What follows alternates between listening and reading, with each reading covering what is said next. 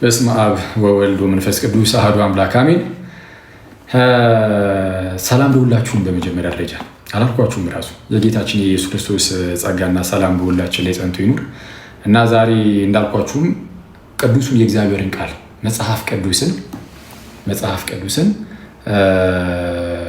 ማንበብ ማጥናት እንጀምራለን አብረን።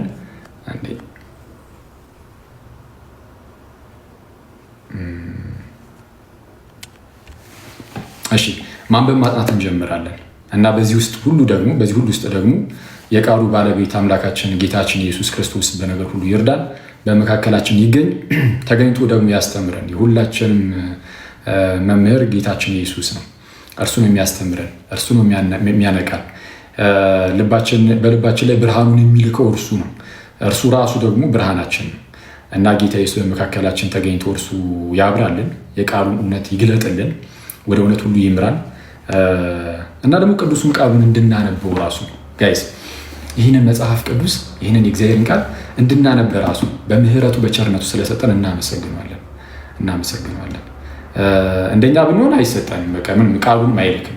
እንደኛ ክፋት እንደኛ ኃጢአት ምናምን ቢሆን ዞር በሉ ነበር የምንባለው። ግን ጌታ በምህረቱ ባለጠጋ ስለሆነ እግዚአብሔር አምላካችን በምህረቱ ባለጠጋ ስለሆነ እጅግ ስለሚወደን ስለሚያፈቅረን አንኮንዲሽናል የሆነ በሁኔታዎች ላይ ያልተመሰረተ ፍቅር ለእኛ ስላለው ቃሉን ሰጥቶናል እና ደብዳቤን ይላከልን ጋይስ። ይህ መጽሐፍ ቅዱስ ከአባታችን ከንጉሳችን ከአምላካችን የተላከልን ደብዳቤ ነው። ለእያንዳንዳችሁ የተላከ የአምላካችሁ ደብዳቤ ነው። ስለዚህ ይህ መጽሐፍ ተገልጦ ሲነበብ የሚነበበው እንደ አንድ ተራ የታሪክ መጽሐፍ አይደለም። እንደ አንድ የሆነ እንደው ትልቅ ቦታ የምትሰጡት ራሱ ቢሆን እንደ አንድ የሳይንስ መጽሐፍ አይደለም፣ ወይም የፍልስፍና መጽሐፍ አይደለም። ከዚህ በፊት ብያችኋለሁ። በውጭም ይባላል በቃ የሆነ በውጭ ያሉ አባቶች የሚሉት መጽሐፍ ቅዱስ ከእግዚአብሔር ከአባታችን የተላከ ደብዳቤ ነው። አንድ በጣም የምትወዱት ንጉስ ቢኖር ማለት ነው፣ በጣም የምትወዱት ንጉስ ለምሳሌ ኢትዮጵያ ውስጥ አሁን ኢትዮጵያን የሚመራው ዶክተር አብይ ነው አይደለ? አሁን እሱም በጣም የምትወድ ሰው ብትኖር ማለት ነው ኦፍኮርስ ትኖራለህ እና እሱ በጣም የምትወዱት ሰዎች ካላችሁ ማለት ነው እሱ የሆነ ጽሁፍ ጽፎ ቀጥታ ለእናንተ ማለት ነው ጽፎ ቢልክላችሁ ወይም ደግሞ ዶክተር አብይ እሱ ለእርሱትና በኢትዮጵያ ታሪክ ውስጥ በጣም የምትወዱት የሆነ ንጉስን አስቡ። ወይም መጽሐፍ ቅዱስ ላይ ያለ ወይም በዓለም ታሪክ ውስጥ የምትወዱትን የሆነ ንጉስን አስቡ እና ያ ንጉስ በጣም የምትወዱት ከሆነ ማለት ነው ወይም እጅግ የተከበረ ኖርማል ሰው ልታስቡ ትችላላችሁ። በቀላሉ ማታገኙት ሊሆን ይችላል፣ ግን ብቻ የተከበረ ሰው እሱ ለእናንተ የሆነ ደብዳቤ ጽፎ ቢልክላችሁ አስቡት። ያንን ደብዳቤ እንዲህ እንደቀላሉ ራሱ ዝም ብላችሁ እንትን ራሱ እኮ አትሉትም። ይዛችሁት ወደ ራሳችሁ አስጠግታችሁ ሮጣችሁ ወደ ቤታችሁ ገብታችሁ ተረጋግታችሁ ተቀምጣችሁ ገልጣችሁ እስክታነቡት ሌላ ነገር ማሰብ አትፈልጉም።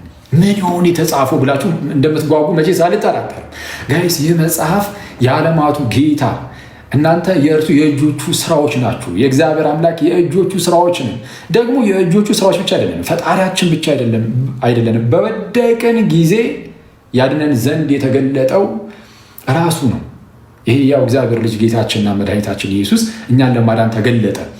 ማን ልኮት? አባቱ እግዚአብሔር በልጁ ዓለማትን ፈጠረ፣ በልጁ እኛን ፈጠረ። ደግሞ ስንወድቅበት አሁንም በልጁ ደግሞ እኛን ዳግም ፈጠረ ወይም አዳንን እና እርሱ ደብዳቤ ልኮልናል። ይሄ ነው ደብዳቤው፣ ይሄ ነው። ስለዚህ በክብር ይህንን የእግዚአብሔርን ቃል ሁሌም እየተጠማ ነው ልናነበው ይገባል።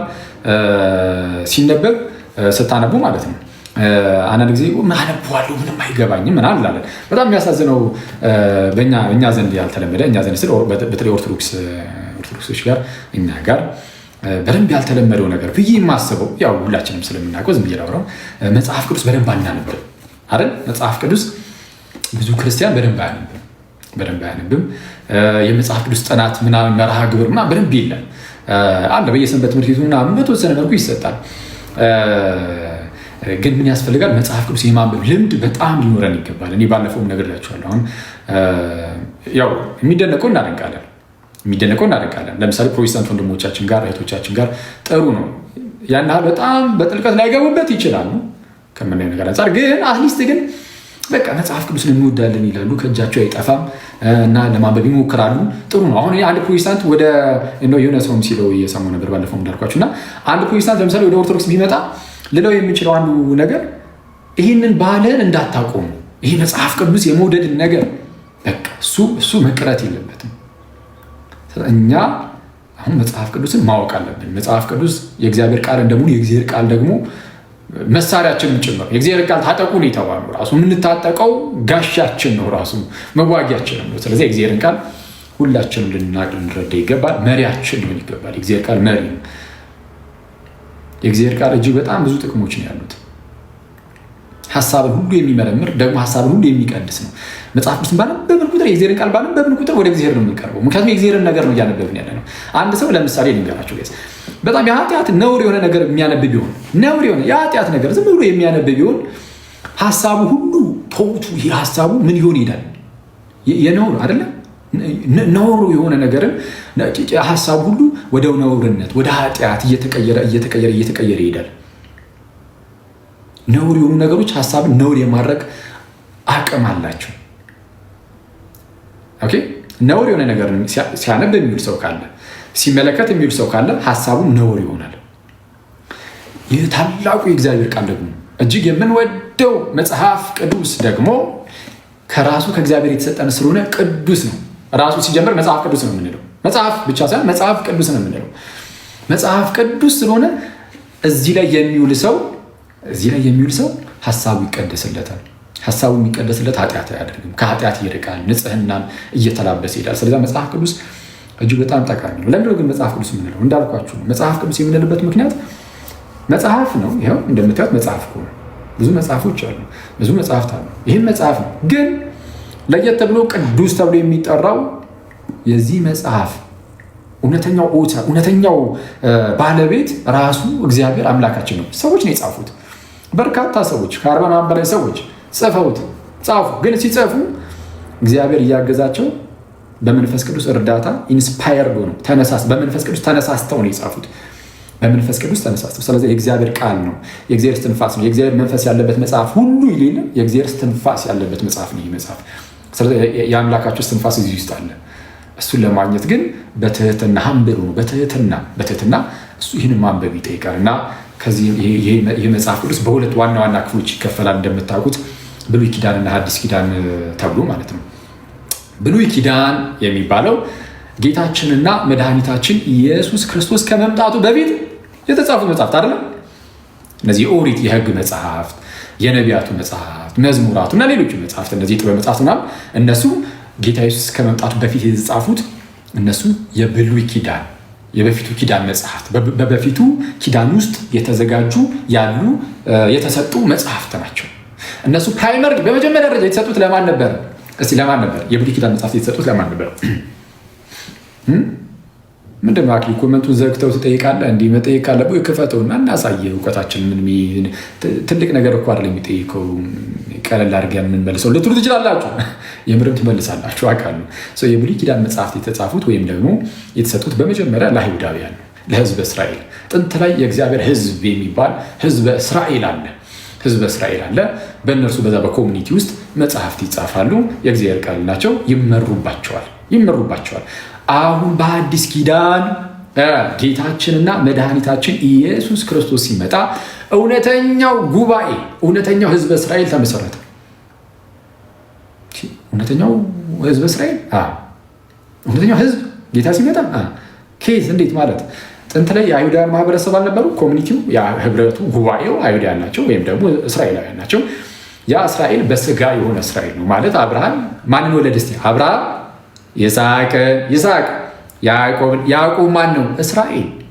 ታስታውሳላችሁ? የሆነ ወቅት ላይ ዘፍጥረት ላይ እንደተነገረን ያዕቆብ ከእግዚአብሔር ጋር ታግሎ ከምናብ ያዕቆብ ከእግዚአብሔር ጋር ታገለና ምን ካላደረከኝ አልለቅህም አለው ያዕቆብ እግዚአብሔርን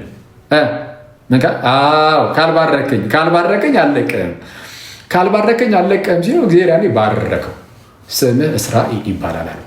ስለ እስራኤል ማን? ያዕቆብ ግለሰብ ያ ሰው ይሆኑ። ስለዚህ አሁን ህዝብ እስራኤል ሲባል ወይም እስራኤል ሲባል ነሰሰሪ መሬቱ ብቻ አይደለም። ከመሬቱ ይልቅ በዋናነት እስራኤል ማለት የያዕቆብ ዲሰንደንቶች ከያዕቆብ የሚመዘዙ የያዕቆብ ልጆች ዘሮች። ያዕቆብ ወደ 12 ልጆች ይኖሩታል። በእነሱ በኩል የሚመጡ ነገዶች አሉ። እነሱ 12ቱ ሄድ ይሆኑና ዋና ይሆኑና በእነሱ ለምሳሌ ብንያም የሚባል ልጅ አለው። ወይም ይሁዳ ሊሆን ይችላል ጌታ ኢየሱስ የሚመጣበት፣ ወይም እንደ ሌዊ ይሆናሉ ክህነት የሚመዘዝበት።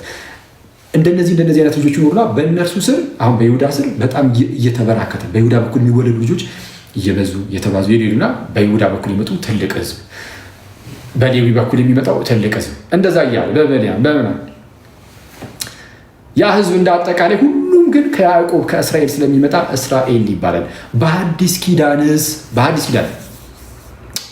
ኪዳን ጌታችን ሲመጣ በስጋ የሆነውን ይህንን ህዝብ በመንፈስ እንዲሆን አደረገ። ያኛው ህዝብ በስጋ ነበር። በስጋ ማለት በስጋ በመወለድ የሚገኝ ነበረ። ቢበዛ በመገረዝ የሚመጣ ነው። ልክ ጌታችንና መድኃኒታችን ኢየሱስ ክርስቶስ ሲመጣ ግን በእርሱ በክርስቶስ በኩል ጌታችንና መድኃኒታችን ኢየሱስ ክርስቶስን በማመን ከዛም በመጠመቅ ከጌታ ጋር አንድ በመሆን በክርስቶስ በኩል የአብርሃም ዘር ሆነን የእግዚአብሔር ልጆች ሆነን እንዴት እንሆናለን የሚለውን ወደፊት በደንብ እንትንላቸዋለሁ። አንዳንድ ነገሮችን በእርግጥ ከዚህ በፊትም በተለይ ስለ ጥምቀቱን ስንማማር ብዙ ጊዜ ተማምረናል። ገላትያ 3ን በተለይ እያነሳን እና ሰው በጌታ ኢየሱስ ሲያምንና ሲጠመቅ ከጌታ ጋር አንድ ይሆናል። ጌታ ደግሞ እውነተኛ የአብርሃም ዘር ነው። አሕዛብ በዘርህ ይባረካሉ ተብሎ ነበር አይደል? ለአብርሃም እግዚአብሔር ለአብርሃም ስሙ ጋይስ ነው እግዚአብሔር ለአብርሃም ጥንት ላይ ቃል ገባለት። ምን ብሎ? አሕዛብ በዘሮችህ ይባረካሉ አይደል? አሕዛብ በዘሮችህ ሳይሆን ስለ ብዙ እንደሚናገር በዘሮችህ አይልም። ስለ አንድ እንደሚናገር ግን አሕዛብ በዘርህ ይባረካል ይላል።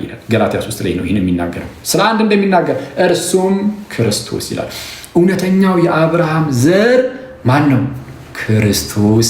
እውነተኛ የአብርሃም ዘር ክርስቶስ ነው።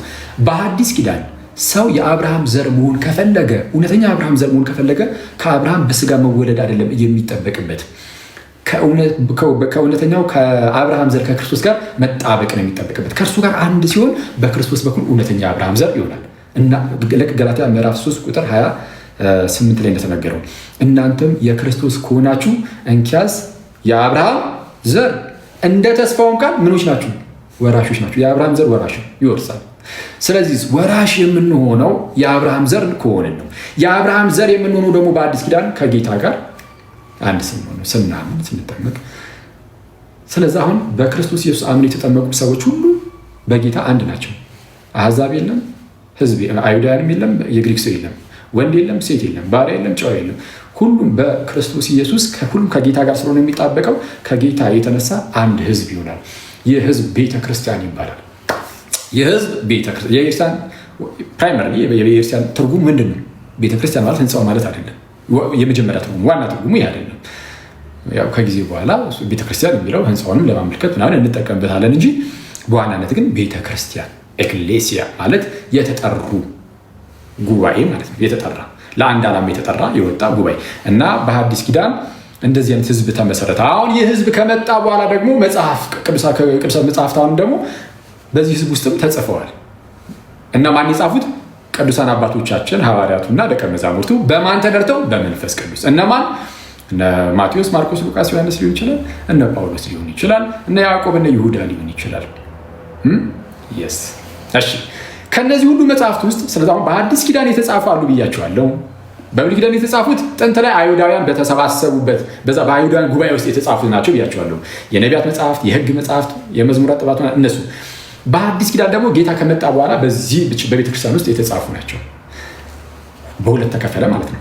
ጌታ ከመጣ በኋላና በአዲሱ ኪዳን ውስጥና በብሉይ ኪዳን ውስጥ የተጻፉ መጽሐፍ ተብሎ በሁለት ይከፈላል።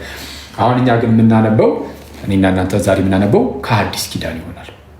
ከአዲሱ ኪዳን በአዲሱ ወደ የአዲሱን ኪዳን መጽሐፍ ስገጡት ምንድን ነው የምታገኙት? ወንጌላት አይደለ? ስንት ወንጌላት? አራት ወንጌላትን ታገኛላችሁ። ማቴዎስ፣ ማርቆስ፣ ሉቃስ፣ ዮሐንስ። ከነዚህ ከአራቱ ወንጌላት ዮሐንስ ወንጌልን ነው ዛሬ የምናነበው። ዮሐንስ ወንጌልን ዛሬ እናነባለን። ጌታ ይርዳል ማለት ነው።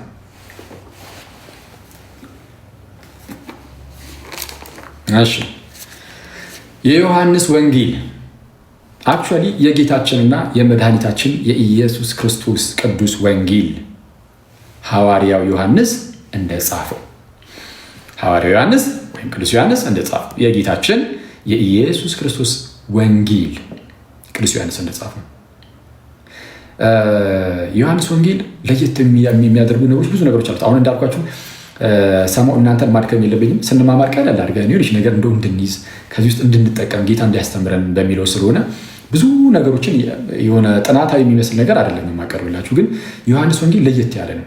4 ወንጌላትን ስታዩቸው የመጀመሪያዎቹ 3ቱ ማቴዎስ፣ ማርቆስ፣ ሉቃስ እነዚህ 3ቱ ሲናፕቲክ ጎስፔል ይባላሉ። ማለት የሆነ ተመሳሳይ የሆኑ ወንጌላት እንደማለት ነገር ነው። ሲናፕቲክ ጎስፔል ይባላሉ። ማቴዎስ፣ ማርቆስ፣ ሉቃስ ተመሳሳይ ነገር አላቸው። ስታነቡ የታሪክ ድግግሞች ታያላችሁ። በሌላ መልኩ ሊገለጽ ይችላል፣ ግን ተመሳሳይ ነገር አላቸው። ዮሐንስ ለየት ይላል። ማቴዎስ ለምሳሌ አጀማመሩ ነው።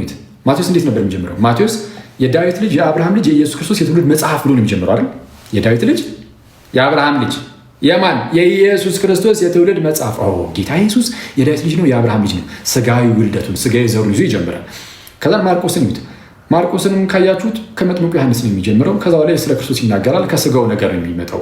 ወደ ጥምቀቱ ምናምን ይሄዳል። ሉቃስንም ካያችሁ ከዘካርያስ ጋርና ከሚስቱ ከኤልሳቤጥ ይጀምርና ስለ ዮሐንስ መጥምቅ መወለድ ከዛ በኋላም ስለ ጌታ ተጸንሶ መወለድ እመቤታችን ገብርኤል እንዳበሰራት ነው እንደዛ የሚጀምረው።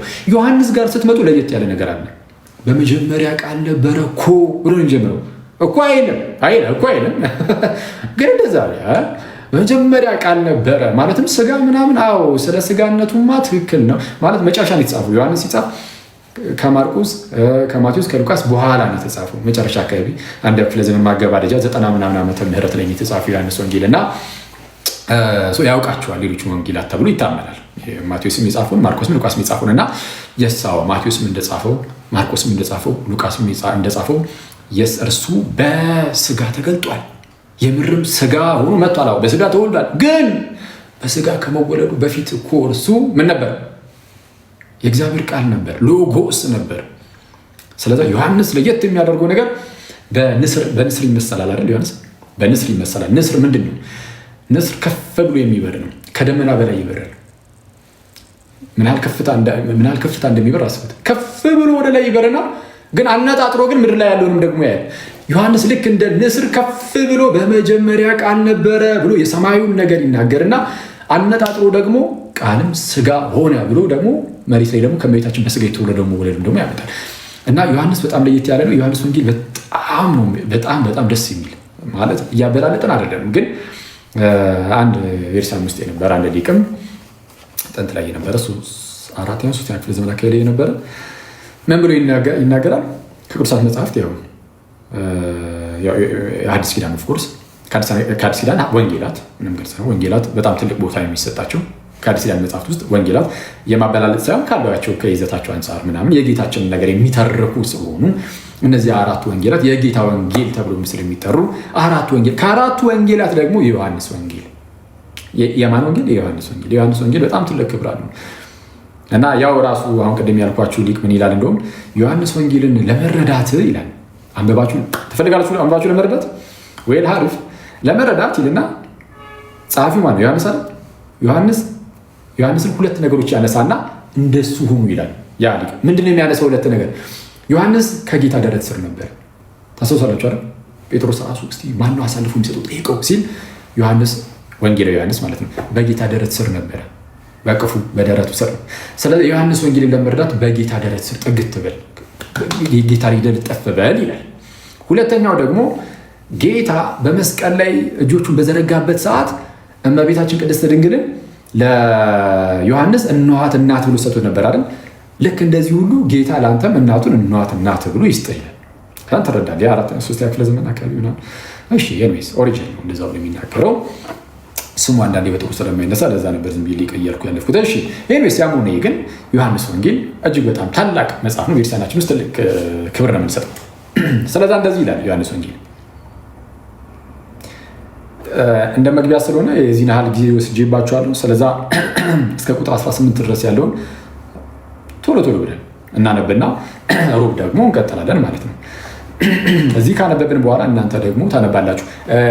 ነገ ቴሌግራማችን ላይ ጠዋት ላይ አሁን ዛሬ ተማማርነውን ቴሌግራም ላይ ደግሞ በጽሁፍ መልክ ወይም ትንሽ ድምፅ ነገር አድርጌ ደግሞ ቁጭ አደርግላችኋለሁ ማለት ወይ በጽሁፍ መልክ እንድታነቡ ማለት ነው። ደግማችሁ እንድታነቡ ምናምን ስለ መጽሐፍ ቅዱስ የማንበብ ልምዳችን በዛው እየዳበር ይላል። እሺ እንደዚህ ይላል። በመጀመሪያ ቃል ነበረ፣ ቃልም በእግዚአብሔር ዘንድ ነበረ፣ ቃልም እግዚአብሔር ነበረ። በመጀመሪያ ቃል ነበረ። አሁን በመጀመሪያ ቃል ነበረ ሲል ቃል የሚለው ልክ በብሉይ ኪዳን በጥበብ መጽሐፍት ውስጥ ለምሳሌ በመጽሐፈ ምሳሌ ስለ እግዚአብሔር ጥበብ የተነገረ ነገር አለ። የእግዚአብሔር ጥበብ ዓለም ሳይፈጠር በፊት እንደነበረች የተነገረላት የእግዚአብሔር ጥበብ አለች እና ያንን የእግዚአብሔርን ጥበብ አባቶችም ሲፈቱ ይህማ የእግዚአብሔር ጥበብ እንዲህ የተነገረላት ዓለም ሳይፈጠር በፊት ነበረች የተባለላት አብራት ስትሰራ የነበረች ከእግዚአብሔር ጋር የነበረች ያቺ ጥበብ እሷ ለጌታ ኢየሱስ የሚነገር ነው። ማለት ስለ ክርስቶስ የተነገረ ነው። ምሳሌው ለክርስቶስ ነው። ክርስቶስ ነው የእግዚአብሔር ጥበብ። ልክ አንደኛ ቆሮንቶስ ምዕራፍ 1 ላይ ምን ይላል? ቁጥር 24 አካባቢ ላይ ምንድነው ለሚያምኑ ሁሉ ይሄ እንግዲህ አናምኑ ለሚሉ የእግዚአብሔርን ነገር የመስቀሉ ነገር ሞኝነት ነው። መቼም አይሁድ ምልክትን ይሻል፣ የግሪክ ሰዎች ጥበብን ይሻሉ፣ እኛ ግን የተሰቀለውን ክርስቶስን እንሰብካለን። ለሚቀበሉት ግን ለሚያምኑት ግን የእግዚአብሔር ጥበብና ኃይል የሆነው እርሱ ማን ነው? ክርስቶስ ኢየሱስ ነው ይላል። ለሚያምን ሰው ለሚቀበል ሰው የእግዚአብሔር ምን ጥበብ፣ የእግዚአብሔር ጥበብ፣ የእግዚአብሔር ኃይል የሆነው እርሱ ክርስቶስ ነው ይላል እና ክርስቶስ የእግዚአብሔር ጥበብ ነው። እና አሁን ይህንን ነገር ያነሳላችሁ ለምንድን ነው? በመጀመሪያ ቃል ነበረ ብሎ ሲጀምር ቃል የሚለውን ጥበብ ከሚለው ጋር አያይዞ ነው የሚያስቀምጠው።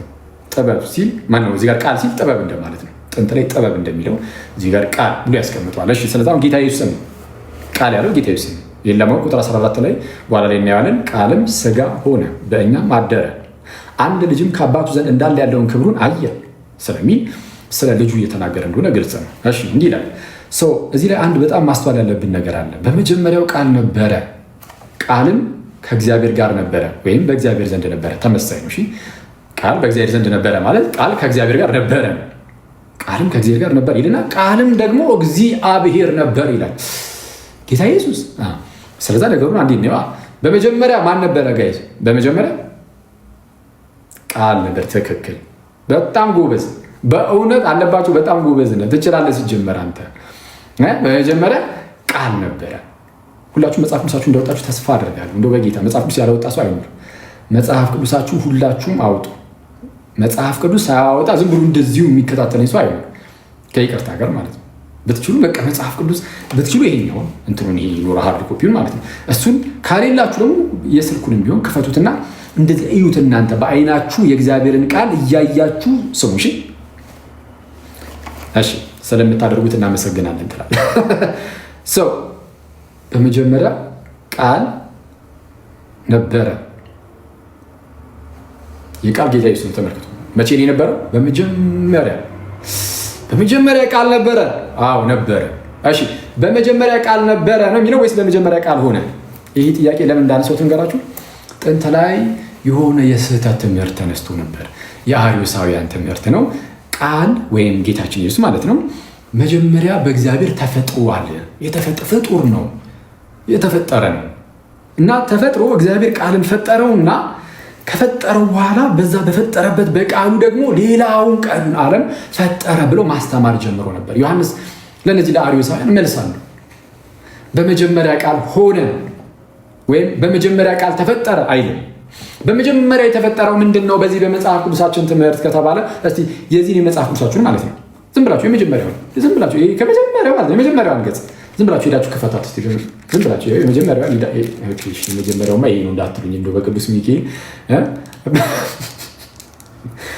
አቂ አውጥተናል። እሺ የመጀመሪያው መጽሐፍ ቅዱስ የብሉይና የአዲስ ኪዳን መጽሐፍት ይላል።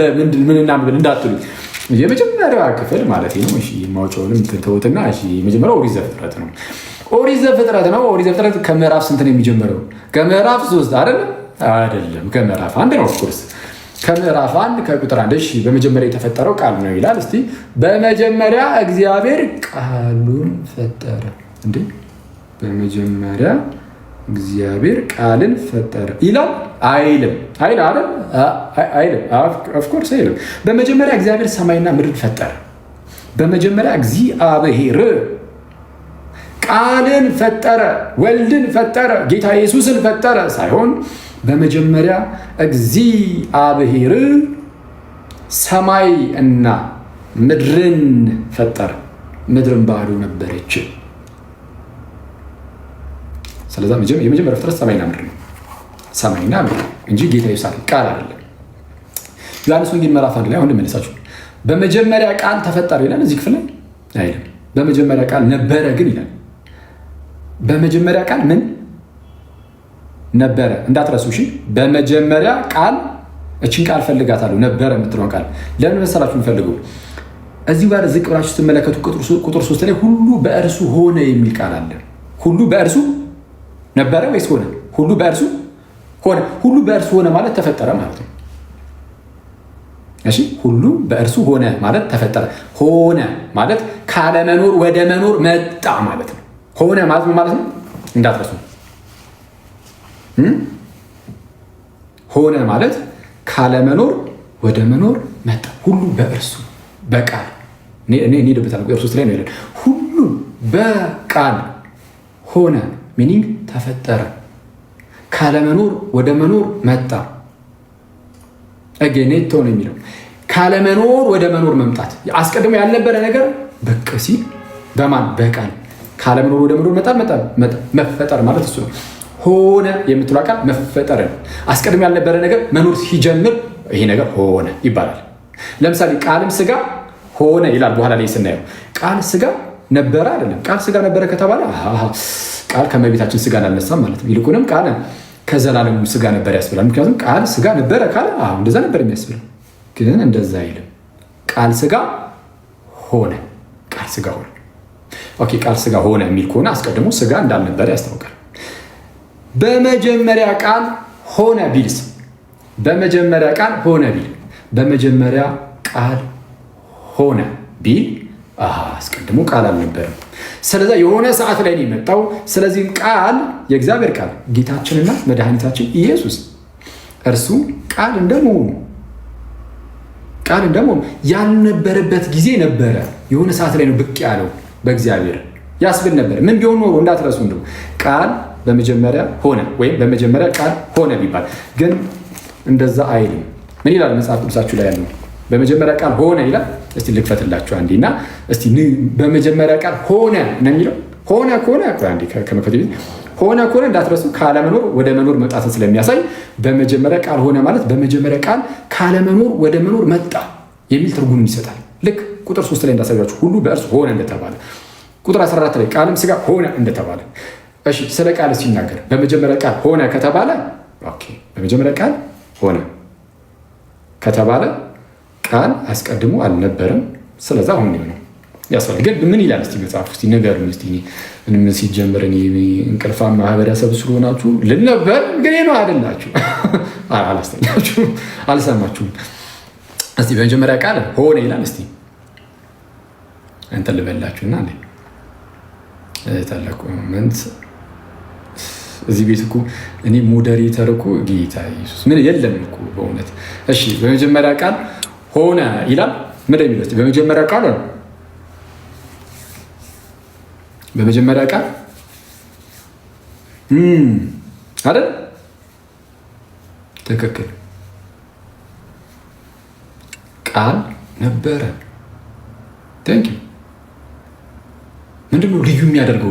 ነበረ ማለቱ ምንድነው ልዩ የሚያደርገው ከተባለ በመጀመሪያ ቃል የተፈጠረ ቢሆን ኖሮ የሚጀምርልን ዮሐንስ በመጀመሪያ ቃል ሆነ፣ ከዛ በቃል ደግሞ ሌላው ተፈጠረ እያለ ይቀጥል ነበር። ግን አረ በመጀመሪያው ቃል ሆነ አይደለም ነበረ። ዘላለምን ያሳያል። ሆነ አይደለም ነበረ። እሺ አሁን አዲስ ይዘጋባችኋል። እናንተም ደግሞ ፊት ሲሰጣችሁ ከቲክቶክ እንዳይደወልልኝ ምንድነው ነበረ እንዳይልኝ ቆይ አንዴ እዚህ ጋር ህዝቡን ነበረ እያስባልኩ ነው እንዳይልኝ ማለት አሁን ይልክልኛል፣ ኢሜል ያደርግልኛል። ኦኬ አሁን አሜሪካ ይዟለች ተብሏል። እሺ ሰው ነበረ ከሆነ በመጀመሪያ ቃል ነበረ። ስለዚህ ከዘላለሙ አለ የለም ጌታ ኢየሱስ ከዘላለሙ ያለ ጌታ ነው። እሺ አንድ ይሄን ያዙ። ቀጣዩ ምንድነው የሚለው? በመጀመሪያ ቃል ነበረ ካለ በኋላ ቃልም በእግዚአብሔር ዘንድ ነበረ። ሚኒንግ ቃል ከእግዚአብሔር ጋር ነበረ። ቃል ከዘላለሙም አለ ብሎናል። ይህ ቃል ደግሞ ከእግዚአብሔር ጋር ነበረ ከተባለ ወይም በእግዚአብሔር ዘንድ ነበረ ከተባለ እሱ ራሱ አብ አይደለም ማለት ነው። ማለት ቃል ከእግዚአብሔር ጋር ነበረ ከተባለ ከእግዚአብሔር የተለየ ሌላ አካል ነው። ያ ይጠፋል ማለት ቃል ከእግዚአብሔር ጋር ነበረ ከተባለ ቃል ከእግዚአብሔር ጋር ነበረ ከተባለ in the word was with God ከተባለ ቃል ከእግዚአብሔር ጋር ነበር ከተባለ ቃል ከእግዚአብሔር የተለየ እግዚአብሔር የተባለው አብ ነው። እዚህ ጋር በኖሚናል በስም ደረጃ ለአብ ብዙ ጊዜ እግዚአብሔር እየተባለ ሲነገር ያው የተለመደ ነው። ኤኒዌይስ ቃል ከእግዚአብሔር የተለየ አካል አለው። ስለዛ ወልድ ጌታ ኢየሱስ ከአብ የተለየ አካል አለው። ይህ ከአብ የተለየ አካል ያለው እርሱ ደግሞ በመጀመሪያ ነበረ ተብሏልና ከዘላለሙም ያለ ነው። የሆነ ሰዓት ላይ ብቅ ያለ አይደለም። ይህ ከዘላለሙ የነበረው ቃል ከአብ የተለየ አካል ያለው ያ ቃል ደግሞ እርሱን ዝቅ አድርጋችሁ እንዳትመለከቱት እንኳን ቀጠል አድርጎ ምን ይላል? ቃልም ምን ነበር ይላል? ቃልም እግዚአብሔር ሆነ አይደለ? ማለት ቃል አንዴ እሺ፣ ይሰማችኋል ጋይስ? እዚህ ጋር ሎድ እያደረገ ነው። እሺ፣ የማይሰማ ከሆነ ቴክስት አድርጉልኝ። እሺ፣ አልሰማ ሲል በመጀመሪያ ቃል ነበረ ይልና ቃልም በእግዚአብሔር ዘንድ ነበረ። አሁን ሆነ አይደል? በዚህ ቃል በእግዚአብሔር ዘንድ ሆነ ቢባል ቃል አስቀድሞ በእግዚአብሔር ዘንድ አልነበረም ወይም ከእግዚአብሔር ጋር አልነበረም፣ የሆነ ሰዓት ላይ ሊሆነው ይባል ነበር። ቃል በእግዚአብሔር ዘንድ ሆነ ቢባል ትረዱታላችሁ አይደል? ቃል ከእግዚአብሔር ጋር ሆነ ቢባል ቃል ከእግዚአብሔር ጋር ሆነ በፊት አልነበረም ማለት ነው የሚል ጥያቄ ያስነሳል። ግን እንደዛ አላለም መጽሐፉ። ቃል ከእግዚአብሔር ጋር ነበረ ከዘላለሙ። ይህ ቃል የእግዚአብሔር ቃል ነው። ቃል አብ ነው። ጌታ ኢየሱስ ቃል አብ ነው። ቃለ አብ የአብ ቃል እናንተ ሰፈር ያለው ልጅ አይደለም። የአብ ቃል ቃለ አብ ሕያው ጌታችን ኢየሱስ ክርስቶስ ነው። እሱ የአብ ቃል ነው።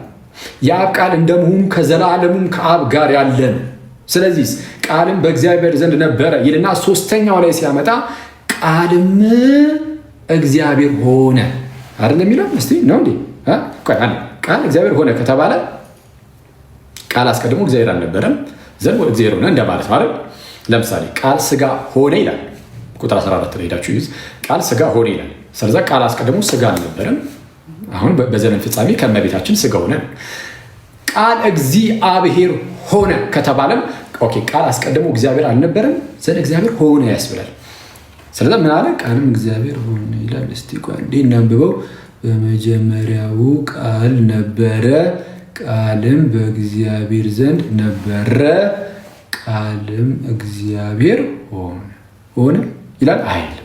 ቃልም እግዚአብሔር ነበረ። ሰው ጌታ ኢየሱስ ከዘላለሙ እግዚአብሔር ነው። እግዚአብሔርነት ተሰጥቶት አይደለም። የጸጋ አምላክ አይደለም። አንዳንድ ሰዎች ልክ እንደዛ ለማስመሰል ይሞክራሉ። አይ እሱ ያው ቃልም እግዚአብሔር ነበረ፣ ቃልም አምላክ ነበረ ተብሎ እዚህ ጋር ሲነገር እንደው በቃ የጸጋ አይነት ነገር ነው ማለት ዝም ብሎ ጌታ በሚለው አምላክ በሚለው ቃል ተጠራ እንጂ ያው እነ ሙሴም አምላክ ተብለዋል እንጂ እሱ ፈጣሪ ሆኖ አይደለም ይላሉ። ግን ለእነዚህ ሰዎች ምንም ብዙ ርቀት ሳትሄዱ ቀጣይ ላይ ዮሐንስ ይመልስላቸዋል። ምን ብሎ ኧረ ሁሉ በእርሱ ተፈጥሯል ይላል። ሙሴ ያው አንተን በፈርዖን ላይ አምላክ አደርግሃለሁ ተብሎ ተነግሮለት ነበረ። ግን ሁሉ በሙሴ ተፈጠረ ወይም ሁሉ በሙሴ ሆነ አልተባለም ተብሏል። ሁሉ በሙሴ ሆነ ተብሏል። ሁሉ በሙሴ ተፈጠረ ወይም ሁሉ በሙሴ ካለመኖር ወደ መኖር መጣ ተብሏል አልተባለም። በሕያው እግዚአብሔር ልጅ ወይም በእግዚአብሔር ቃል በእርሱ ግን ሁሉ በእርሱ ካለመኖር ወደ መኖር መጣ፣ ሁሉ በእርሱ ተፈጠረ ተብሏል። ስለዛ ቃልም እግዚአብሔር ነበረ የተባለው ከፈጣሪነቱ አንጻር እንጂ ይህ ጸጋ እነ ሙሴ አምላክ እንደተባለ በፍጹም ከዛ አንጻር እንዳልሆነ በዚህ ማወቅ እንችላለን። ስለዚህም ቃልም እግዚአብሔር ነበረ። ስለዛ እነዚህን ሶስቱ ነገሮች እንዳትረሱ። ቃል በመጀመሪያው ነበረ። እሺ ያ በመጀመሪያ የነበረው ስለዛ ከዘላለም ካለመኖር ወደ መኖር የመጣ ካልሆነ ከዘላለም ያለ ነው፣ በዘላለም ውስጥ ያለ ነው። ስለዚህ በመጀመሪያ ቃል ነበረ። እሺ ከዘላለሙ የነበረው ያ ቃል ደግሞ ከማን ጋር ነበረ? ከእግዚአብሔር ጋር ነበረ። ስለዚህ ያ ቃል ሆኖ ያ ቃል እንደመሆኑ ለዘላለም ከአብ ጋር ነው። እሺ ይህ ከአብ ጋር የነበረው የእግዚአብሔር ቃል ደግሞ ራሱ ምንድን ነው? እግዚአብሔር በባህሪ ደረጃ እርሱ ራሱ ደግሞ እግዚአብሔር ነው። እግዚአብሔር ነበረ፣ ቃልም እግዚአብሔር ነበረ። ስለ ቃል ሲነገር ነበረ ነበረ ነበረ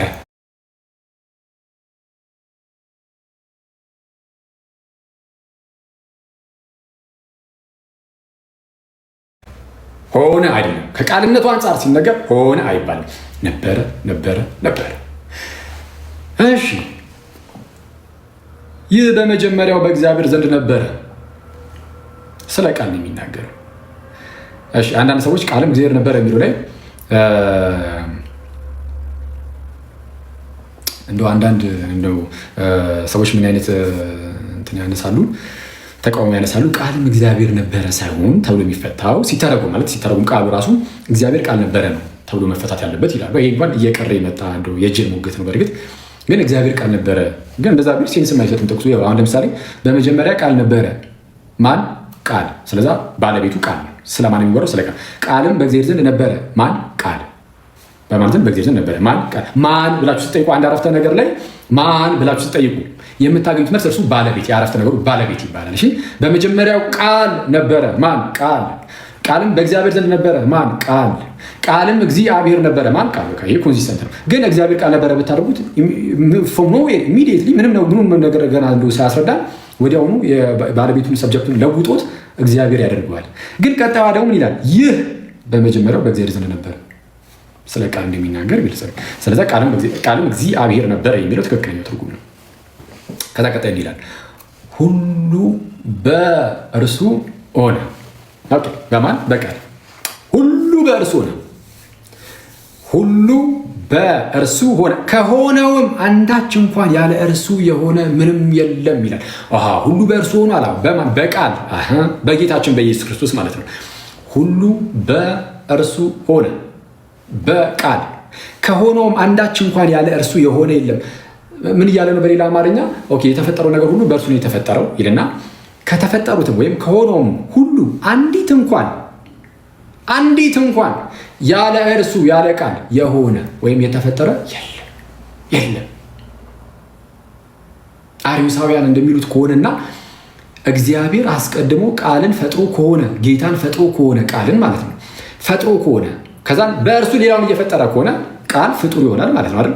እንደ አርዮሳውያኑ ከሆነ ቃል ፍጡር ከሆነ ታዲያ እዚህ ጋር እያለን ያለው ዮሐንስ ወንጌል ምዕራፍ 1 ቁጥር 3 ላይ ከተፈጠረውም ወይም ከሆነውም አንዳች እንኳን ያለ እርሱ የሆነ የለም ተብሏል። እና ከተፈጠረው አንድ እንኳን ስለተባለ ዊዛውት ኤክሰፕሽን ስለሆነ እያስቀመጠ ያለው ራሱን በራሱ ፈጥሯል ያስብላል። ወልድ ፍጡር ከሆነ ወይም ጌታ ፍጡር ከሆነ ወይም የእግዚአብሔር ቃል ፍጡር ከሆነ አንዲት እንኳን የተፈጠረች ነገር ያለ እርሱ ደግሞ የተፈጠረች ነገር ከሌለች እንግዲያውስ ራሱን በራሱን ፈጥሮበታል ያስብላል። ይሄ ደግሞ አብሰርድ አይሆንም ማለት አስቀድሞ ምንም ኤግዚስት የማያደርግ ነገር ፈጠረ ተብሎ አይነገርለትም። ስለዚህ አርዮሳውያን ዳር ይዛሉ ማለት ነው። ዳር ይዛሉ። የእግዚአብሔር ቃል ይቆማል እዚህ ላይ ጸንቶ ማለት ነው። ስለዚህ ሁሉ በእርሱ ሆነ። ልክ ቆላሲስ ላይ እንደተነገረው በዚህ በቆላሲስ መልእክቱ ቅዱስ ጳውሎስ ምን ብሎ የሚናገረው? ቆላሲስ መልእክት ምዕራፍ 1 ቁጥር 15 ላይ እንዲህ ይላል። እሺ ቁጥር 15 እርሱ የማይታይ አምላክ ምሳሌ ነው። ጌታ ኢየሱስ እርሱ የማይታይ አምላክ ምሳሌ ነው።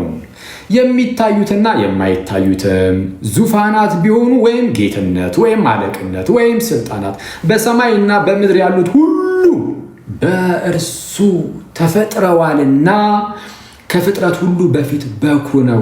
ሁሉ በእርሱና ለእርሱ ተፈጥረዋል ይላል። ስለ ጌታ ኢየሱስ ሲናገር መጽሐፋችን እንዲህ ነው። ምን አለ? እርሱ ጌታ ኢየሱስ የማይታይ አምላክ ምሳሌ ነው። ምንድነው? የባህሪ ምሳሌ ነው ብሎ ዕብራውያን ምዕራፍ 1 ላይ እንደተናገረው ማለት ነው። የማይታይ አምላክ ምሳሌ ነው። የሚታዩትም ሆነ የማይታዩት። አሁን በእርሱ ማን እንደተፈጠረ ተመልከቱ። ብለርድ ሆኗል እያለ ነው ሰው። ብለርድ ሆኗል ጋይስ፣ አይታይም እንዴ? ብለርድ ሆኗል። እሺ እኔ እንትን እያልኩኝ እየሄድኩበት እሺ ጽሁፋችሁን ሊያው በእርሱ ምን ተፈጠረ? በዚህ በጌታችንና በመድኃኒታችን በኢየሱስ ክርስቶስ ምንድነው የተፈጠረው ካልን በጣም አልፈሽ። እሺ ቴንክ ዩ ጋይስ። አንዴ ቆይ። እሺ አንዴ ቴንክ ዩ። እሺ ምን ተፈጠረ? በእርሱ የሚታይ ነገር በዙሪያችን አለ አይደል? የሚታዩትም የማይታዩትም። ሌላስ? ዙፋናት ቢሆኑ ወይም ጌትነት ወይም አለቅነት ወይም ስልጣናት በሰማይም በምድርም ያሉት ሁሉ በእርሱ ተፈጥረዋልና ከፍጥረት ሁሉ በፊት በኩር ነው። ከምን ሁሉ በፊት?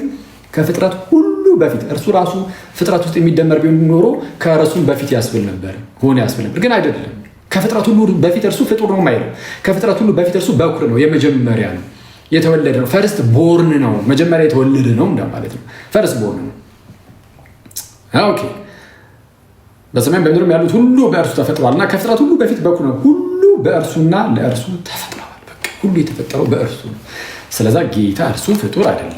ስለዛ ሁሉ በእርሱ ሆናል። ዮሐንስ ወንጌል ምዕራፍ 1 ቁጥር 3 እንመለስና ከአሁን በኋላ ያሉት በቃ ቺ ቴዎሎጂካል ነገር ስላላት ለዛ ነው የተወሰነ ያስረዷችሁ። የተወሰነ ደቂቃ ወስጄ ከአሁን በኋላ ያለውን ቀለል አድርገን አየት አድርገን እንጨርሳለን ማለት ነው። ከቁጥር 1 እስከ ቁጥር 3 ያነበብነውን እንዳትረሱ። አሁን ሌላ ጊዜ መጽሐፍ ቅዱስ ስታነቡ የተወሰነ ጥቅስ ታነቡና ከዛ በኋላ እስካሁን ያነበብኩት ምንድን ነው ብላችሁ ራሳችሁን ጠይቁ። ምንም ነገር ካልመጣላችሁ ድጋሚ አንቡ። ከዛም በማስተዋል ማንበብ ትጀምራላችሁ። እሺ እስካሁን ምን አነበብን? ስለ እግዚአብሔር አሁን እስካሁን ያነበብነው ስለማን ነው? ስለ እግዚአብሔር ቃል፣ ስለ ጌታችን ኢየሱስ፣ ስለ እግዚአብሔር ቃል። ይህ ቃል ኖርማል መጽሐፍ ቅዱስ ማለታችን አይደለም። አሁን ቃል ያለው አካላዊ የሆነ ቃል ነው። ከእግዚአብሔር ጋር ነበረ ተብሎ የሚነገርለት፣ ከዘላለሙ ነበረ ተብሎ የሚነገርለት። አካላዊ ስንል ስጋ ያለው ማለት አይደለም። አካላዊ ስንል እኔ የሚል ህይወት ያለው እውቀት ያለው እንዲህ ያለ አካል ማለት እሱ ነው። ሰው በመጀመሪያ የነበረ ከዘላለም የነበረ ከእግዚአብሔር ጋር ነበር የተባለለት እግዚአብሔር ነበረ እሱ ራሱ የተባለለት እንዲህ ያለ ቃል ሁሉ በእርሱ የተፈጠረው የተባለለት እንዲህ ያለ ቃል። ስለዚህ ቃል ተመልክተናል። ይህ ቃል የእግዚአብሔር ቃል ነው። ጌታችንና መድኃኒታችን ኢየሱስ ነው። ኋላ ላይ ከእመቤታችን በስጋ የሚገለጠው የሕያው እግዚአብሔር ልጅ ነው። ከቁጥር 1 እስከ ቁጥር 3 ይህንን ያየ ነው። ቁጥር 4 እንደዚህ ይላል፣ በእርሱ ሕይወት ነበረች። በእርሱ ሕይወት ነበረች። በማን?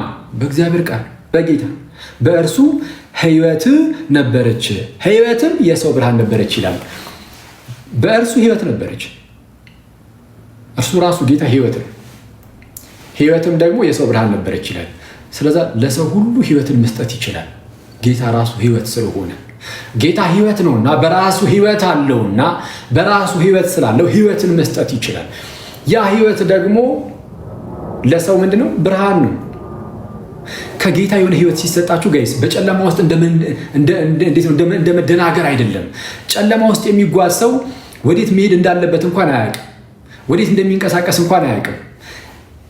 እሺ አንዴ ይሄ ነገር መጣ ደግሞ ነው አንዴ ሶሪ። እሺ በጨለማ ውስጥ የሚጓዝ ወዴት መሄድ እንዳለበት አያውቅም። ከጌታ ሕይወትን የተቀበለ ግን እርሱ ያ ሕይወት ብርሃን ነው የሚሆንለትና ራሱ ጌታ ብርሃን ስለሆነ በብርሃኑ ሰዎችን ብርሃን በማድረግ ሰዎችን ወዴት መሄድ እንዳለባቸው ይጠቁማቸዋል። የእግዚአብሔር ብርሃን የጌታ ብርሃን ወደ እግዚአብሔር ነው ሰዎችን የሚመራው እና ሰዎችን ወደ እግዚአብሔር የሚመራ እውነተኛ ብርሃን በእኛ ላይ ያበራል። ይህ የእግዚአብሔር ቃል ማለት ነው። ብርሃንም በጨለማ ይበራል፣ ጨለማም አላሸነፈውም ይላል። ስለዚህ ይህ ብርሃን ወደኛ ሲመጣ ጨለማ ያሸንፈን፣ ወዴት መሄድ እንዳለብን እናውቃለን። ልክ መዝሙረኛው ዳዊት እንደሚናገረው ነው። ምን ብሎ ነው የተናገረው? መዝሙረኛው ዳዊት መዝሙር 43 ቁጥር 3 አካባቢ ላይ ምን ብሎ ነበር የተናገረው? ብርሃንንና እውነትህን ላክልን እነርሱም ይምሩኝ። ብርሃንንና እውነትህን ላክልኝ እነርሱም ይምሩኝ፣ ወደ ማደሪያ ወደ ቅድስና ስፍራ ወደዛ ይውሰዱኝ ይላል። ስለዛ ብርሃኑን እግዚአብሔር ይልካል። በአዲስ ኪዳን የተላከልን ብርሃን ከእግዚአብሔር ጌታችን ኢየሱስ ነው። እርሱ ደግሞ በብርሃኑ ደግሞ እኛን ያበራናል ወይም ያበራልናል። ስለዛ በብርሃኑ እንድንንቀሳቀስ ያደርገናል። ስለዛ ጨለማ የማያሸንፈው ብርሃን ነው ማለት ነው ይህ የጌታ ኢየሱስ ብርሃን። ስለዛ ቁጥር 4 እና 5 ምንድን ያየ ነው? ጌታ ብርሃን ነው። በእርሱ ሕይወት አለ፣ በጌታ ሕይወት አለ። ጌታ በራሱ ሕይወት ስላለው ለእኛ ሕይወትን ይሰጣል። ሕይወት ደግሞ ራሱ ለሰው ልጅ ብርሃን ናት። ስለዛ ብርሃንን ያየነው በጌታችንና በመድኃኒታችን በኢየሱስ ክርስቶስ ነው። ጋይስ በቀደሙት ዘመናት ሰዎች በጣም በቀላሉ በጣዖት አምልኮ ውስጥ የምንመላለስ ነበርን። የእግዚአብሔርን መንገድ ራሱ አተነው ነበር። እንዴት መንቀሳቀስ እንዳለብን እንኳን አናውቅም። ለጣዖት የምንንበረከክ ነበርን። ጌታችን ኢየሱስ መጣና ግን በብርሃኑ ወደ እግዚአብሔርን አሳየን። ይኸው እውነተኛው አምላክ እርሱ ብቻ ነው ተብሎ ተነገረን። ስለዛ ወደ እግዚአብሔር የምንቀርብበት ሆነልን እና ብርሃናችን እርሱ ነው። ስለዛ በእርሱ ሕይወት እንደነበረች ያቺ ሕይወትም ደግሞ እርሱ የሚለግሳት ሕይወት ለሰው ልጅ ብርሃን እንደሆነች ያንን ብርሃን ደግሞ ጨለማም እንደማያሸንፈው ቁጥር 4 እና ቁጥር 5 ናየን። ቁጥር 6 እንዲህ ይላል፣ ከእግዚአብሔር የተላከ ስሙ ዮሐንስ የሚባል አንድ ሰው ነበረ። ከእግዚአብሔር የተላከ ስሙ ማን የሚባል?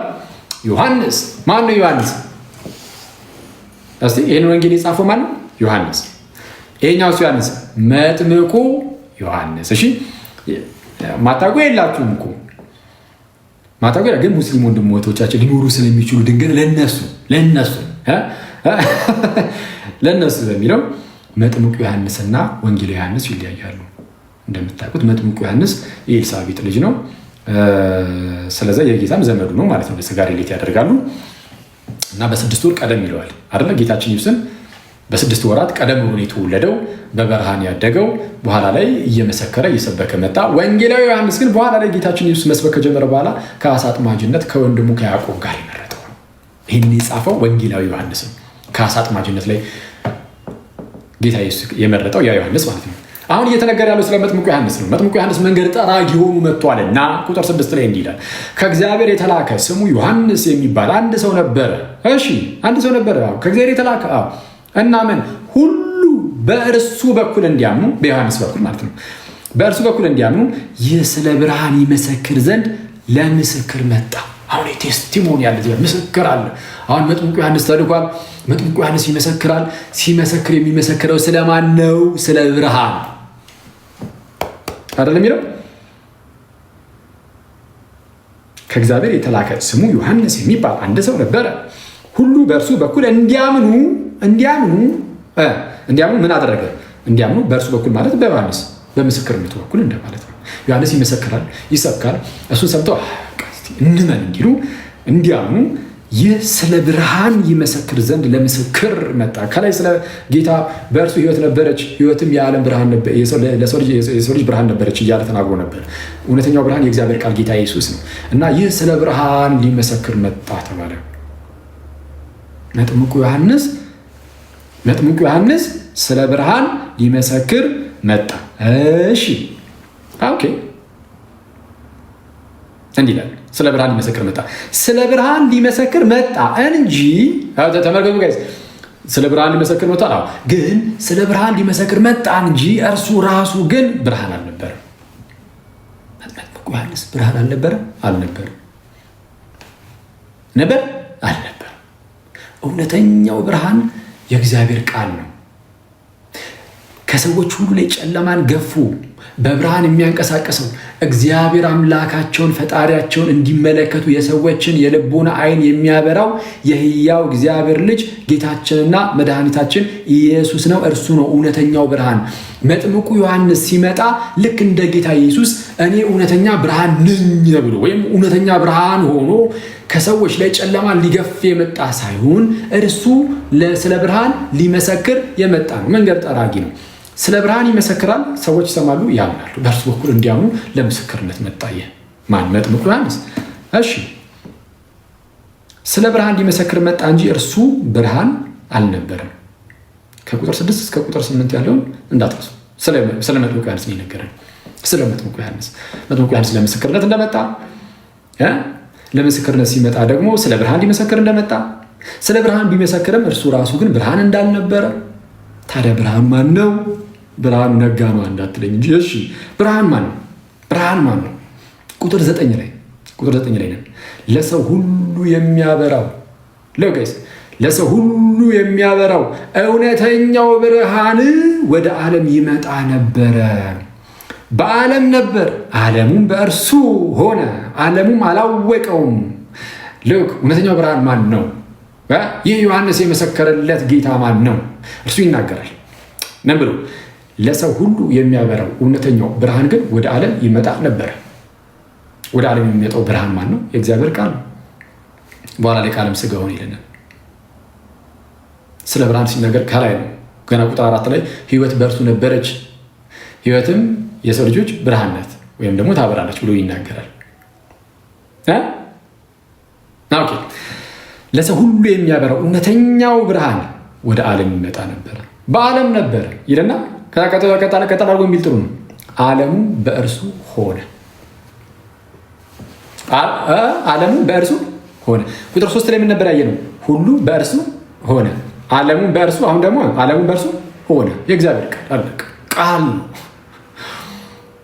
ቃል ዓለሙ በእርሱ ሆነ ሚኒንግ ተፈጠረ። ዓለሙም አላወቀውም። እዚህ መጣ። ዓለም ግን ጀርባውን ይሰጣል። ለማን? ለጌታችንና ለመድኃኒታችን ኢየሱስ። ዓለሙም አላወቀውም። የእርሱ ወደ ሆነው መጣ፣ የገዛ ወገኖቹም አልተቀበሉትም አለ። የእርሱ ወደ ሆነው መጣ የተባለው ምንድን ነው? የእርሱ ወደ ሆኖ መጣ፣ የገዛ ወገኖቹም አልተቀበሉትም የተባለው በስጋ ወገኖቹ የሚሆኑ አይሁዳውያን ነው። አይሁዳውያን ለጌታችን ኢየሱስ በስጋ ዘመዶቹ ናቸው? አዎ ናቸው። እንዴት ነው ሲል አይሁዳውያን ለጌታችን ኢየሱስ በስጋ ዘመዶቹ የሚሉት እንዴት ነው? በዚህ በሮሜ መልእክት ምዕራፍ 9 ቁጥር 5 ላይ እንደተናገረው ስለ አይሁዳውያን ሲናገር ቅዱስ ጳውሎስ ምን ይላል? አባቶችም ለእነርሱ ናቸው ይላል። አባቶችም ማለት እነ አብርሃም፣ እነ ይስሐቅ፣ እነ ያዕቆብ፣ ዳዊትንም መውሰድ ትችላላችሁ፣ እነ ሙሴንም።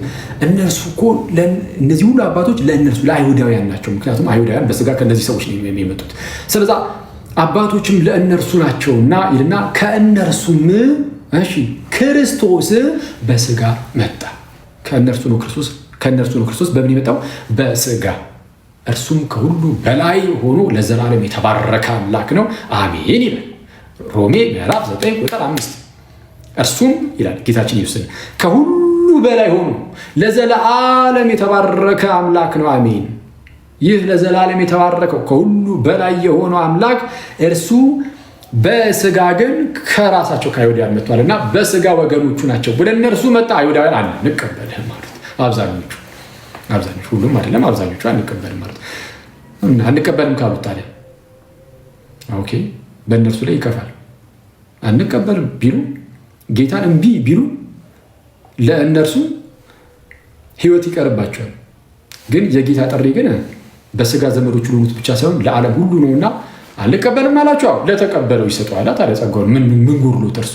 ስለዛ ምን ይላል? ቀጠል አድርጎ እዛው ቁጥር 12 ላይ ወደ ገዛ ወገኖቹ መጣ፣ የእርሱ ወደ ሆኖ መጣ፣ የገዛ ወገኖቹም አልተቀበሉትም ካለ በኋላ ለተቀበሉት ሁሉ ግን በስሙ ለሚያምኑት ለእነርሱ የእግዚአብሔር ልጆች የሆኑ ዘንድ ስልጣንን ሰጣቸው። እነርሱም ከእግዚአብሔር ተወለዱ እንጂ ከደም ወይም ከሥጋ ፈቃድ ወይም ከወንድ ፈቃድ አልተወለዱም ይላል። ወደ ገዛ ወገኖቹ መጥቷል። ወደ የራሱ ወደ ሆኑት ሰዎች መጥቷል። አልተቀበሉትም። ኦኬ ዘንድ ለተቀበሉት ግን ለሚቀበሉት ለየትኛው? በስሙም ለሚያምኑት ለእነርሱ የእግዚአብሔር ልጆች የሆኑ ዘንድ ስልጣን ሰጣቸው። የእግዚአብሔር ልጆች የሆኑ ዘንድ ጌታ ኢየሱስ እንዲህ ስልጣን ይሰጣል። እርሱ ራሱ የባህሪ የእግዚአብሔር ልጅ ስለሆነ በባህሪው እርሱ የእግዚአብሔር ልጅ ነውና አንተ የእግዚአብሔር ልጅ እንድትሆን ስልጣን መስጠት ይችላል። አሁን ለምሳሌ እኔ ለአንተ የእግዚአብሔር ልጅ እንድትሆን ስልጣን መስጠት አልችልም። እኔም የእግዚአብሔር ልጅ ነኝ ማለት ከእግዚአብሔር ልጆች ውስጥ አንዱ ነኝ። በጸጋው በምህረቱ በቸርነቱ ያመንን የተጠመቀን ሁላችን የእግዚአብሔር ልጆች ነን። ግን እኔ አንድ የሆነ ሰውን የእግዚአብሔር ልጅ ይሆን ዘንድ ስልጣን መስጠት አልችልም። ምክንያቱም እኔ የራሴ የጸጋ ልጅ ነኝ፣ የተሰጠኝ ነኝ እኔ ራሴ። ኢየሱስ የባህሪ ልጅ ስለሆነ የልጅነት ስልጣን መስጠት ይችላል። በመጽሐፍ ቅዱሳችን ላይ የልጅነትን ስልጣን ይሰጣል ተብሎ የተነገረለት ኢየሱስ ነው። ጳውሎስ አይደለም፣ ጴጥሮስ አይደለም፣ ኢየሱስ ነው። ኢየሱስ የልጅነትን ስልጣን መስጠት ይችላል። ምክንያቱም እርሱ የገዛ የአብ ልጅ ስለሆነ የተሰጠ ሳይሆን የገዛ የአብ ልጁ ነው። ይሄ አገላለጽ ቀጥታ ከራሱ ከአብ የተገኘ መሆኑን የሚያሳየው የገዛ የአብ ልጁ ነው። ልክ ሮሜ ምዕራፍ 8 ቁጥር 32 ላይ ለገዛ ልጁ ያራራለት ይልና ለማን? ለልጁ አይደለም የሚለው ለገዛ ልጁ፣ የገዛ ልጁ ነው። ዮሐንስ ወንጌል ምዕራፍ 5 ቁጥር 19 ላይም እንግዲህ አይሁድ ሰንበትን ስለሻረ ብቻ አይደለም ይልቁንም እግዚአብሔር የገዛ አባቴ ነው ስላለ አይሁድ ሊገድሉት ይፈልጉ ነበር ይላል። እግዚአብሔር አባቴ ነው ስላለ አይደለም የሚለው ትክክለኛው ትርጉም። አሁን አማርኛው ላይ ሲሄዳችሁ ታነቡ እግዚአብሔር አባቴ ነው ስላለ ነው የሚለው፣ ግን ትክክለኛው እግዚአብሔር የገዛ አባቴ ነው ስላለ ነው የሚለው። የእግዚአብሔር የገዛ አባቴ ነው ስላለ ሊወግሩት ተነሱ። እንዴት ራስን ከእግዚአብሔር ጋር ታስተካክላለህ ብሎ ይላል። ራሱን ከእግዚአብሔር ጋር አስተካክሉ ነው የሚለው እዛ ጋር። እንደውም ራሱን ከእግዚአብሔር ጋር አስተካክሉ፣ እግዚአብሔር የገዛ አባቴ ነው ስላለ አይሁድ ሊገድሉት ተነሱ ይላል። እግዚአብሔር የገዛ አባቴ ነው ይላል ኢየሱስ። ስለ አብም ሲነገር የገዛ ልጁ እኮ ነው ኢየሱስ ይባልለታል። ስለዚህ የገዛ ልጅ ስለ የባህሪ ልጁ ነው።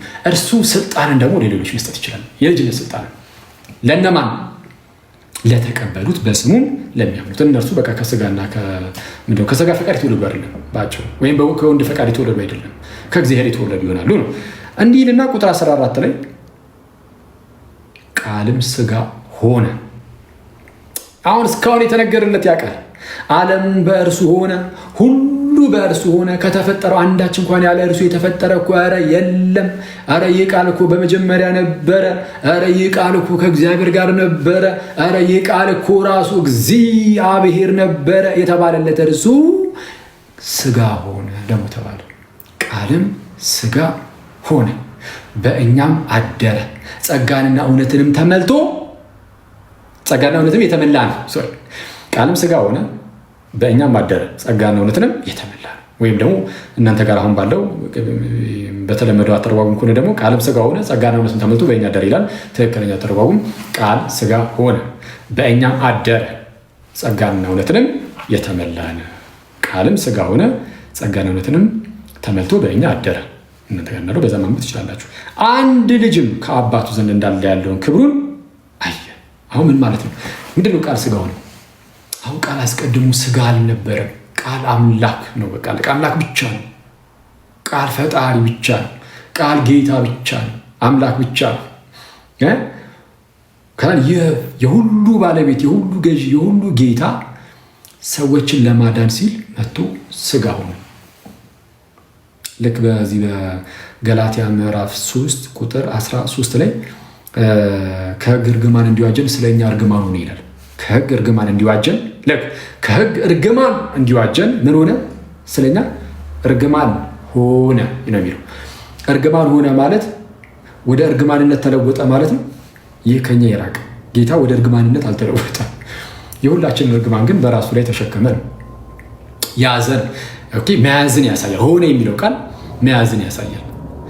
ልክ እንደዚህ ሁሉ ቃልም ሥጋ ሆነ ሲል አስቀድሞ ሥጋ አልነበረም። ስለዚህ ቃልም ሥጋ ሆነ ሚኒንግ ሥጋን ያዘ። ልክ በዕብራውያን ምዕራፍ 2 ላይ የአብርሃምን ዘር ያዘ እንደተባለ የአብርሃምን ዘር ያዘ። ወይም ደግሞ በፊልጵስዩስ ምዕራፍ 2 ቁጥር 7 ላይ የባሪያን መልክ ያዘ እንደተባለ ፊልጵስዩስ ምዕራፍ 2 ቁጥር 6 ጀምሮ ምንድን ነው የሚለው? እርሱ በእግዚአብሔር መልክ ሲኖር ሳለ፣ በማን መልክ?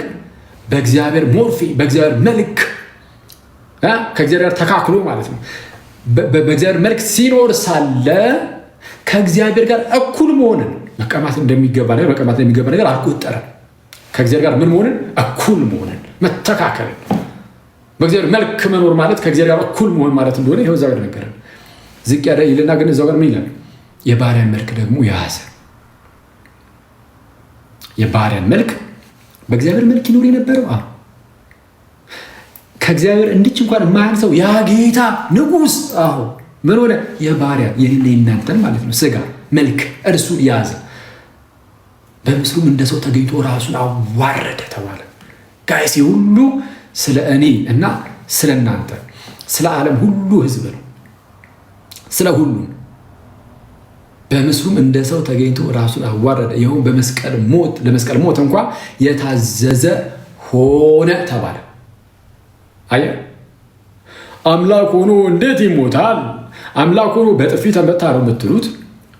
ይሄ ጾታ ያለው አምላክ ነው ያላችሁ የሚሉ ሰዎች አጋጥሟቸው አያውቁም። ሙስሊም ወንድም እህቶች፣ አንድ ያልተረዳችሁት ነገር ይሄ ነው። አምላካችን ጾታ ያለው ሆኖ እንደዛ ይኖረ? እንደዛ አልነበረም። እናንተ እንደምታስቡት አምላክ መንፈስ ነው። ጌታ ኢየሱስ መንፈስ ብቻ ነበረ። እንዲህ ያለ ነገር ሁሉ ከእርሱ በእርሱ ዘንድ ጭራሽ የለም። ግን እኛ ፍጥረቱ በወደቀን ጊዜ የእኛን ባህሪ መፈወስ ነበረበትና መጥቶ ከእኛው ጋር በእኛ ዘንድ እርሱ መጥቶ ተገኘ። አስቀድሞ የነበረው እርሱ በአብ ዘንድ የነበረው እርሱ አሁን በእኛ ዘንድ ደግሞ ተገለጠ። ይህንን እውነት ነው ሐዋርያት የመሰከሩልን። ስለዛ ዮሐንስ እንዲህ ብሎ ተናገረ። አሁን ዮሐንስ ወንጌል አልነበር ያየነው? በመልእክቱ ልክ ሲጀምር ዮሐንስ ምን ብሎ ነበር የሚጀምረው? አንደኛ ዮሐንስ መልእክት ምዕራፍ 1 ቁጥር 1 ላይ ስለ ሕይወት ቃል ስለ ጌታ ኢየሱስ ስለ ሕይወት ቃል ከመጀመሪያው የነበረውንና ከመቼ የነበረውን ከመጀመሪያው በመጀመሪያ ቃል ነበር አልነበረም? እዚህ ጋር መልእክቱን ሲጽፍ የመጀመሪያው መልእክቱ የመጀመሪያው ምዕራፍ የመጀመሪያው ቁጥር ምን የሚለው? ስለ ሕይወት ቃል ከመጀመሪያው የነበረውንና የሰማነውን በዓይኖቻችንም ያየነውን። አየ ከመጀመሪያው የነበረው እርሱን ሰማነው። እሺ አየነው በስጋ ተገልጦ ማለት ነው። በዓይኖቻችንም ያየነውን የተመለከትነውንም እጆቻችንም የዳሰሱትን እናወራለን። ሕይወትም ተገለጠ፣ አይተንማል፣ እንመሰክርማለን። ከአብ ዘንድ የነበረውንም ለእኛ የተገለጠውን የዘላለምን ሕይወት እናወራላችኋለን። ስለዚህ ትክክል ቀድሞውኑ ያልነበረን የማይዳሰስ የማይታይ ነው። በኋላ ላይ ግን እኛን ስለማዳን መጥቶ የባሪያን መልክ ያዘ። የኔና የእናንተን መልክ ሙስሊም ወንድመቶቼ ያዘ። እኛን ለማዳን ሲል ሁላችን በሞት ጥላ ስር አልፈን ነበር። ጌታ ከዚህ ሞት ውስጥ ሊያወጣን ሲፈልግ መጥቶ ከሞት ጋር ተዋጋ፣ ሞትን ድል ነሳ። ማናችን ሞትን ድል መንሳት አንችልም ነበር። የጌታ ፍርድ ደግሞ የአብ ፍርድ ደግሞ የእግዚአብሔር ፍርድ ደግሞ በሰው ላይ ነበር። ይህን ፍርድ ሁሉ መጥቶ አነሳ። ይህንን ለማድረግ እዚህ ድረስ ነው ትህትናው እዚህ ድረስ ነው። ለዛ ነው ፊልጵስዩስ በነገራችን ላይ ፊልጵስዩስ ላይ ምዕራፍ 2 ቁጥር 6 ቅድም ያልኳቸው ላይ ማለት ነው የባሪያን መልክ ያዘ፣ ራሱን አዋረደ ምናምን የሚለው ላይ በክርስቶስ የነበረው ይህ ሀሳብ በእናንተ ዘንድ ደግሞ ይኑር ብሎ ነው የሚጀምረው። ስለ ትህትና ነው ራሱ ክፍሉ የሚናገረው። ራሱን ትሁት አድርጎ ጌታ ኢየሱስ ዝቅ ብሎ የእኛን ስጋ የባሪያን መልክ ይዞ በእኛ ስጋ ተገልጦ እንዲህ ያለውን ታላቅ ፈውስ አደረገ። ስለዛ በስጋ ሲገለጥ ጾታ ያለው ሆኗል። አዎ ሆኗል። የእኛኑ ስጋ እርሱ ነስቷልና ይህ የምናፍርበት አይደለም፣ የምንኮራበትና ከፍ አድርገን በእናንተ ፊትም የምናሳይበት እጅግ የምናርፍበት እውነታችን ነው። የምንሸማቀቅበት አይደለም። ምናልባት የአንዳንዶች አማልክት ሰውን ተጸይፈውት ሰው ላይ ያለው እንዴት ጾታ እንደዚህ አይነት ነገሮች ወደ እኔ እንዳይመጡ የሚል አምላክ ካለ መብት ነው። የተጸየፈ አምላክ ስሩን ማያስጠጋ ልጄ ብሎ የማይጠራ አባቴ አባ የምትልበትን ስልጣን የማይሰጥ አይነት ራቅ ያለ አምላክ አለ። መብት ነው። እንዴት አድርገን እንደምትገናኝ ባናቅም፣ እዚህ ጋር ግን ሌላ ታሪክ ነው ያለው። አባ ብለን የምንጮህበትን የልጁን መንፈስ የሰጠን ጌታ ነው ያለን፣ አምላክ ነው ያለን። ልጁን ኢየሱስን የላከልን አባት ነው ያለን። ልጁ ኢየሱስ ስለ ሁላችን በፈቃዱ ወደ እኛ መጥቶ የእኛን ስጋ ነስቶ በመስቀል ላይ ተሰቅሎልናል ይላል ማን? ቅዱሱ መጽሐፍ። እሺ፣ ስለዚህ ቃልም ስጋ ሆነ በእኛም አደረ፣ ደግሞ ጸጋና እውነትን የተመላ ነው። በባህሪው ማለት ነው። በባህሪው ጸጋና እውነትን የተመላ ነው ይልና እዛው ጋር ቀጠል አድርጎ ምንድነው ብሎ የሚናገረው?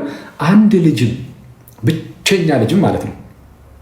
ብቸኛ ልጅም ኦንሊ ቢጋትን ሰን ማለት ብቸኛ ልጅ። አንድ ልጅ ማለት ከብዙዎች አንዱ ማለት አይደለም።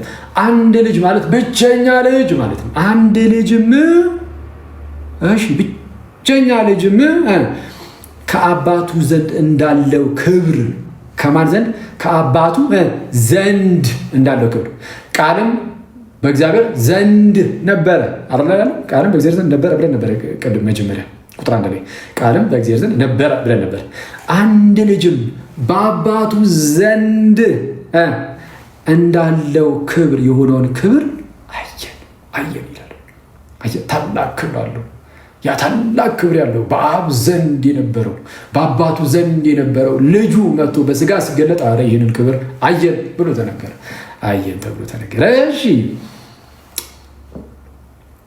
ዮሐንስ ስለ እርሱ መሰከረ ይላል መጥምቁ ዮሐንስ ስለ እርሱ መሰከረ እንዲህም ብሎ ጮኸ። እዚህ ጋር በደንብ ስሙ ጋይስ፣ ዮሐንስን ጩኸት ስሙት። አንድ ጊዜ ዮሐንስ መሰከረ እንዲህም ብሎ ጮኸ። እሺ፣ ምን ብሎ? ከእኔ በኋላ የሚመጣው እርሱ ከእኔ በፊት ነበረና ከእኔ ይልቅ የከበረ ሆኗል። ስለ እርሱ ያልኩት ይህ ነበረ አለ። አሁን እዚህ ጋር ስሙ ግረብ ምንድን ያለው?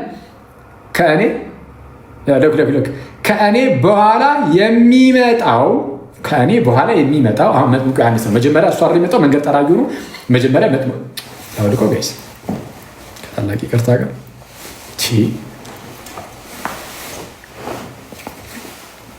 እሺ፣ ጌታ እሺ፣ ምን ብሎ ተናገረ? መጀመሪያ ዮሐንስ ነው የመጣው። መጥምቁ ዮሐንስ አይደል? መጥምቁ ዮሐንስ ይመጣል፣ መንገድ ጠራጊ ሆኖ መጥምቁ ዮሐንስ ይመጣል። እሱ ይሰብካል፣ ከዛ ጌታችን ይከተላል። ስለዛ ምን አለ? ስለዛ ጌታ ኢየሱስ ከዮሐንስ በኋላ ነው የሚመጣው። ምን አለ ዮሐንስ ጮሆ ሲናገር? ከእኔ በኋላ የሚመጣው ጌታ ኢየሱስ ከእኔ በኋላ የሚመጣው እርሱ ከእኔ በፊት ነበረ። ምንም እኮ ጃኬታችን እኮ ማውለቅ አልቻልንም። ኧረ እባካችሁ እንደው ስለፈጠራችሁ ፕሊዝ ፊዚካል ማየት አቁሙ። ፊዚካሉን ተውትና ቃሉ ላይ እናተኩር። ምንድን ነው ማለት ቴክስት የላኩ ነው እና ስርዓት፣ በእውነት ስርዓት ጨምላከውላ። ዮሐንስ ስለ እርሱ እንዲህ ብሎ መሰከረ፣ ጮሁ መሰከረ እንዲህ ብሎ ከእኔ በኋላ የሚመጣው እርሱ ከእኔ በፊት ነበረ። እንዴት ከእርሱ በፊት ነበረ? እንዴት ከእርሱ በፊት ሆነ? በመወለድ ከሆነ ዮሐንስ ነው የሚቀድመው። ማንን? ጌታን በ6 ወር ይቀድመዋል። በ6 ወር ጌታን ዮሐንስ የሚቀድመው ከሆነ ታዲያ እንዴት ነው ጌታ ከእርሱ የቀደመው? ጌታ በስጋ ከዮሐንስ በኋላ ነው የመጣው። ግን ጌታ ስጋ ብቻ አይደለም፣ ሰው ብቻ አይደለም። ከዮሐንስ በኋላ የተወለደ አንድ ኖርማል ሚር ሰው የሆነ ሰው ብቻ አይደለም። እርሱ ይልቁንም ዮሐንስ እዚህ ጋር እንደተናገረው በመጀመሪያ ቃል ነበረ ተብሎ ተነግሮለታልና ከዘላለሙም የነበረ ስለሆነ በስጋ ምንም እንኳን ከመጥምቁ ዮሐንስ በኋላ ቢሆንም እርሱ ግን ከዮሐንስ በፊት ነበረ። ከእኔ በኋላ ይመጣል ያልኳችሁ እርሱ ከእኔ በፊት ነበረ ይላል። ከእኔ በፊት ነበረ። ከእኔ በኋላ የሚመጣው እርሱ ከእኔ በፊት ነበረና ከእኔ ይልቅ የከበረ ሆኗል። ከእኔ ይልቅ የከበረ ሆኗል። ስለ እርሱ ያልኳችሁ ይህ ነበረ ብለው ጠቆመ። በግልጽ አልካደም፣ አልዋሸም፣ ተናገረ። እኛ ሁላችን ከሙላቱ ተቀብለን በጸጋ ላይ ጸጋ ተሰጥቶናልና ይላል። እኛ ሁላችን ከሙላቱ ላይ ተቀብለን እርሱ ጋር ጌታ ጋር በሙላት ነው ያለው። ጸጋና እውነትንም የተሞላ ተብሎ እንደተነገረው እርሱ ጋር በባህሪው በሙላት እርሱ ጋር አለ።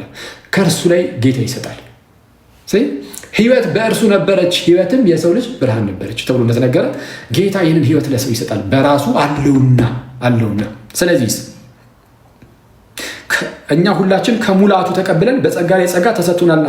ሕግ በሙሴ ተሰጥቶ ነበረ። ሕግ በማን? ሕግ በሙሴ ተሰጥቶ ነበር። ሕግ በማን? በሙሴ ተሰጥቶ ነበረ።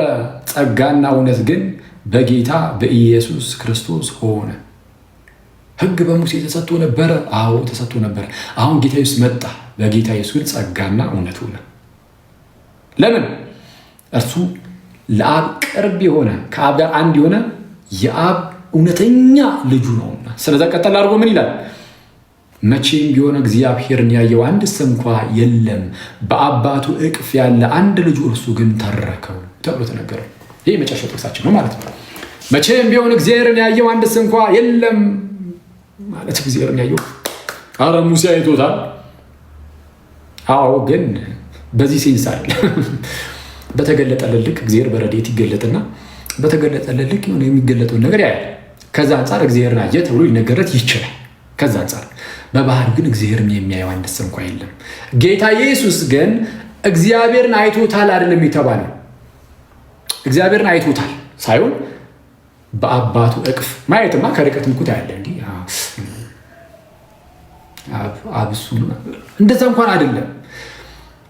ጌታ በአብ እቅፍ ያለ ልጁ ነው ተብሎ የተነገረው። ማንም ሰው ያየው የለም በተባለበት አንቀጽ ላይ ኢማጂን እግዚአብሔርን ያየው አንድስ እንኳ የለም፣ እግዚአብሔርን ያየው አንድስ እንኳ የለም በተባለበት አንቀጽ ላይ ጥቅስ ላይ እዛው ላይ ኢየሱስ ግን በአባቱ እቅፍ ያለ በእቅፉ በአባቱ ቦሰም ያለ አንድ ልጁ ነው። እንደውም እርሱ ማየት አይደለም ይተረከው አልተባለ። አንድ ልጁ እርሱ ግን ተረከው ተባለ።